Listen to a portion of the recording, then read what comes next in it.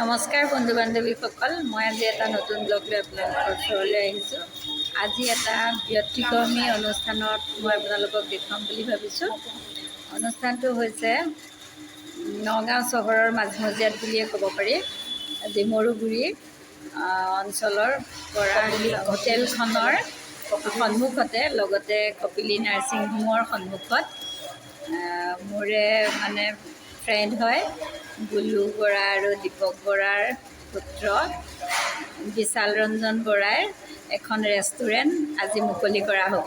গতিকে মুকলি অনুষ্ঠানত আজি প্ৰথমতেই ভগৱানৰ ওচৰত সেৱা জনাবলৈ এভাগ শৰাই আগবঢ়াইছে আৰু লগতে তিনিজন ভকতক নিমন্ত্ৰণ কৰি এয়া পুথিপঢ়াৰ আৰম্ভ কৰিছে। গতিকে সকলো কামেই প্ৰথম আৰম্ভ কৰোঁতেই ভগৱানৰ শ্ৰীচৰণত সেৱা ল'ব লাগে। গতিকে আমাৰ সংস্কৃতিত সেইটো পৰে যিহেতু, সেয়ে এতিয়া এই অনুষ্ঠানটোলৈ আমি আগবাঢ়িছোঁ।